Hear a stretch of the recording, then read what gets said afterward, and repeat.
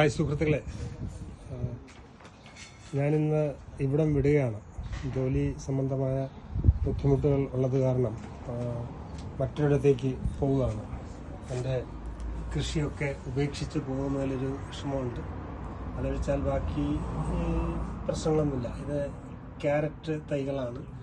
വളരെ കുഞ്ഞായിട്ട് ഇങ്ങനെ പിരിച്ച് നട്ടതാണ്. ഇപ്പോൾ അത് എല്ലാം കുറേ കൂടി മെച്ചപ്പെട്ട് ഇരിക്കുന്നു. ആ സമയത്ത് ഇവിടം വിട്ടുപോകേണ്ട ഒരു അവസ്ഥയാണ്.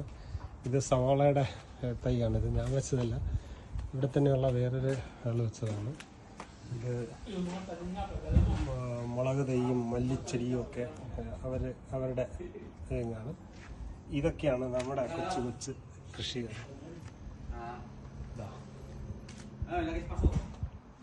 ഇവിടെയൊക്കെ നിറയെ നട്ട് വെച്ചിരിക്കുകയാണ്. മുമ്പ് വെറുതെ കുഞ്ഞു കുഞ്ഞു പുല്ലായിരുന്ന സ്ഥലമാണ്. പക്ഷെ ഇപ്പോൾ അവിടെ അതൊക്കെ എടുത്ത് കളഞ്ഞു. ക്യാരറ്റ് തൈകൾ വെച്ചപ്പോഴത്തേക്ക് ഭംഗിയാകുകയും ചെയ്തു. പക്ഷെ കുറച്ച് നാളും കൂടി കഴിയുമ്പോഴത്തേക്ക് അത് പറിച്ചെടുക്കാമായിരുന്നു. ഇപ്പോൾ അത് നോക്കിയിട്ട് കാര്യമില്ല. ഇവിടെ നിന്ന് മാറിപ്പോകേണ്ട അവസ്ഥയാണ്. ഇത് തക്കാളി തൈകളാണ്. വളരെ കുഞ്ഞായി നട്ട് ഇപ്പോൾ പൂ പിടിച്ചിരിക്കുകയാണ്. ഇതിനോടൊപ്പം അപ്പുറത്ത് നട്ടിരിക്കുന്നതിലൊക്കെ കായൊക്കെ വന്നു തുടങ്ങി. ആ സമയത്ത് ഇവിടം വിട്ടു പോകുന്നത് വലിയ വിഷമാണ്. ഇത് നമ്മുടെ മധുരക്കിഴങ്ങിൻ്റെ സ്വീറ്റ് പൊട്ടറ്റോയുടെ തൈയാണ്. ഒരു കുഞ്ഞ് തൈ കൊണ്ട് വെച്ചതാണ്. ഇപ്പോൾ മുളച്ച് ധാരാളം വള്ളികളായിട്ട് ഇങ്ങനെ പടർന്ന് കയറാൻ വെമ്പുന്ന ഒരവസ്ഥയാണ്. ഇന്നലെ കൂടി ഇതിന് ഒക്കെ വളവും മറ്റു കാര്യങ്ങളുമൊക്കെ ഇട്ട് കൊടുത്തതാണ്. ഇനി വരും ദിവസങ്ങളിൽ ഇതിന് വെള്ളമൊക്കെ ആര് ഒഴിക്കുമെന്നുള്ളൊരു വിഷമമുണ്ട്. പിന്നെ എൻ്റെ ഒരു സുഹൃത്ത് ഇവിടെ ഉണ്ട്, ഒരു പഞ്ചാബ് കാരൻ വികാസ്. പുള്ളി വെള്ളം ഒഴിക്കും എന്ന് പ്രതീക്ഷിക്കുന്നു. ഞാൻ പുള്ളിയോട് പറഞ്ഞ് ഏൽപ്പിച്ചിട്ടുണ്ട്. ഇതാ തക്കാളി തൈകൾ, ഇതിവിടെ ധാരാളം തക്കാളി തൈകൾ ഇങ്ങനെ പിടിച്ച് നിൽക്കുകയാണ്. ആ ഒരു ക്യാപ്സിക്കം വളർന്ന് കിടപ്പുണ്ട്. അപ്പോൾ അത് കൂടി അടർത്തി എടുക്കാമെന്ന് കരുതി. പിന്നെ ഇത് ധാരാളം മൊട്ടുകൾ വന്ന് നിപ്പുണ്ട്. ചെറുതും വലുതുമായത് ഒക്കെ നിപ്പുണ്ട്. ഇനി പറഞ്ഞിട്ട് കാര്യമില്ല. തക്കാളി തൈകളെല്ലാം പൂത്ത് പൂവന്നു കാവുന്നു. ഇതിൻ്റെ